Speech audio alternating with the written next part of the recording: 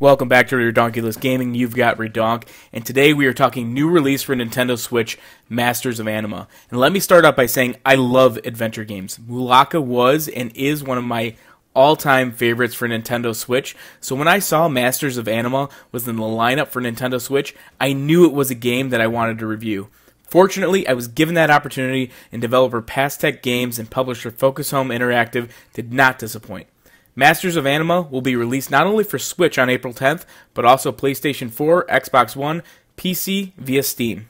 Before we get too far into today's review, please take a moment, subscribe to our channel, follow us on Twitter at RedonkGaming, and toss us a like on Facebook, as well as visiting us at www.redonkulousgaming.com. So what is Masters of Anima? As stated, Masters of Anima is an adventure game in which you take control of main character Otto. Otto starts as an apprentice of Anima and stands trials to earn the title of Master. In Masters of Anima, your main weapon is your Guardians. Guardians can be summoned and controlled by Shapers to do their bidding. The power source of Shapers comes from a mysterious essence called Anima.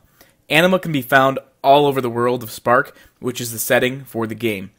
As legend has it, Anima was used in ancient times to build the world in its current form. It is so powerful that it can be used to manipulate the environment, call upon an army of guardians, or in some cases even spawn a golem.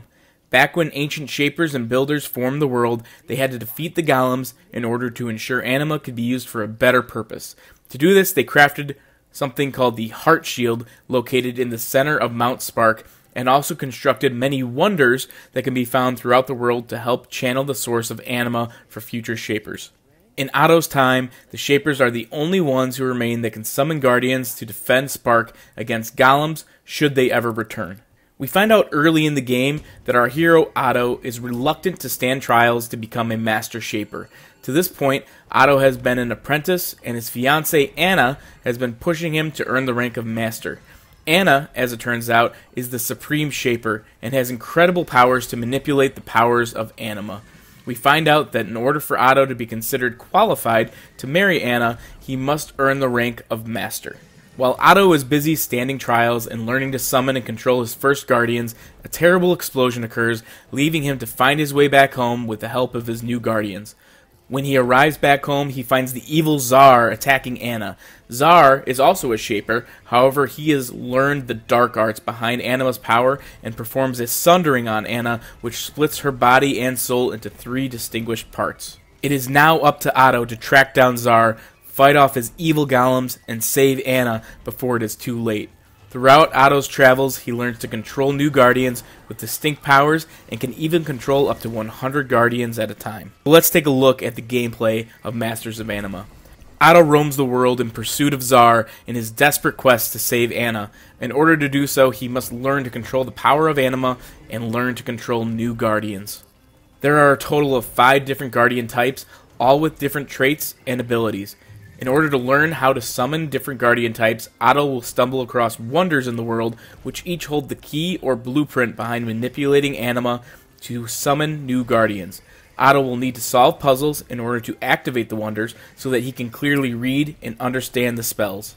Puzzles can be solved by using the unique skills of your Guardians. Protectors can be used to move heavy objects outside of combat, and in combat they are used as your first line of defense. Sentinels are great at hitting targets out of reach from your protectors, and in combat they are powerful offensive archers. These are the first 2 Guardians that you will learn to control. 3 additional Guardian types can be mastered both in and out of combat. Without giving too much away, the other Guardians can be used in combat to produce and provide Otto with Anima, or even act as an extension of Otto by echoing Otto's battle cry. Outside of combat, they can help to lift heavy objects, or even provide Otto with an aura to help him reach places he otherwise would not be able to. To succeed in Masters of Anima, you must learn to control all 5 types of Guardians in and out of battle. To excel, you must learn to do so while minimizing Guardian losses and keeping Otto out of harm's way. You must also learn to be efficient in battle and make quick work of enemy golems. At the end of each battle, your score is tallied and calculated, and a couple of things go into it, such as how long the battle took, how many Guardians you ended up losing, and how much damage Otto took. You'll obviously want to maximize your score in each battle to maximize the amount of experience earned by Otto. To succeed in this capacity, you'll need to leverage a skill tree that is shared by Otto and all of his guardians. As Otto levels up, new skill points will become available to spend where you please. These points can be refunded and allocated at any time, without penalty. This means that you should manipulate and change skills as needed to get by particularly difficult fights, or even redo fights to earn a higher score. Outside of the main quest, side quests will pop up with specific feats required to earn bonus experience. These come in the form of exploration or combat. If the quest is exploration based, it will likely have you find and activate all the wonders in a level with anima, or potentially find buried or hidden items with the help of your guardians. If the quest is combat based, it generally will call for efficiency in battle, where you can only allow a certain number of your guardians to fall. Control of guardians starts out easy and becomes more chaotic the more types of guardians you can control. Let's talk a little bit about the performance on the Nintendo Switch and then get into the nuts and bolts of the review. Game performance on the Switch is excellent for both handheld and docked play styles. I did find myself defaulting to docked mode to get by particularly difficult battles, but that's just likely due to my affinity for the Pro Controller. The controls start as very easy to master, but then get more complicated as you control larger groups and more types of guardians. You can only have one type or grouping of guardians selected at once, and you can move your selection whether or not you're in or out of battle by leveraging the L and R buttons. In battle, you can enhance your guardians using Otto's battle cry with ZL and Y, which will boost guardians near Otto or commander guardians. Otto can also perform a chain of melee attacks using the Y button when there's downtime. Guardian control is where battles can get tricky, and this is where Pastec Games and Focus Home Interactive did a wonderful job with the port to console. The combination of the ZR and A button will summon the Guardian type selected at the cost of one anima orb. The selected Guardian type can then be moved to a specific location by holding down the X button and then pressing A to send Guardians to the specific location without moving Otto. This is especially beneficial for placing your sentinels in cover, such as bushes, since they are a large source of your damage done, but have the least amount of health of any of your guardians.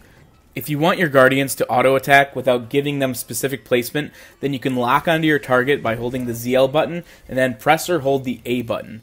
A single or successive tapping of the A button will send guardians in one at a time, but if you hold the A button, then all guardians of that type will auto-attack the enemy golem. To recall your guardians, you can press and hold B, and they will flee back to Otto's location, or you can select the guardian type and hold X to send them to a specific location. The game's performance is heavily dictated by the efficiency of the controls. The way the game was ported to the Switch helps to give the player an authentic PC playing experience with excellent controller design. If the controls felt in any way clunky or hard to use, the entire game would be ruined, no matter how much fun the actual playing experience could potentially be. Masters of Anima is a very busy game, and any given battle requires a lot of strategy, specifically as it relates to how your guardians are deployed. Controlling up to 100 guardians and Otto is no small task. However, the sleek console port makes it an enjoyable experience so that the player can enjoy the rest of what the game has to offer. Based on how well the game performs on Switch, in addition to the rich story, use of guardians in and out of battle, and the puzzles and side quests found in every level, Redonkulous Gaming gives Masters of Anima a score of 9.1 out of a possible 10. If you enjoyed this video, please make sure you take a moment to subscribe to our channel, follow us on Twitter @RedonKGaming, toss us a like on Facebook, but most of all, please visit us at www.redonkulousgaming.com for more content like this.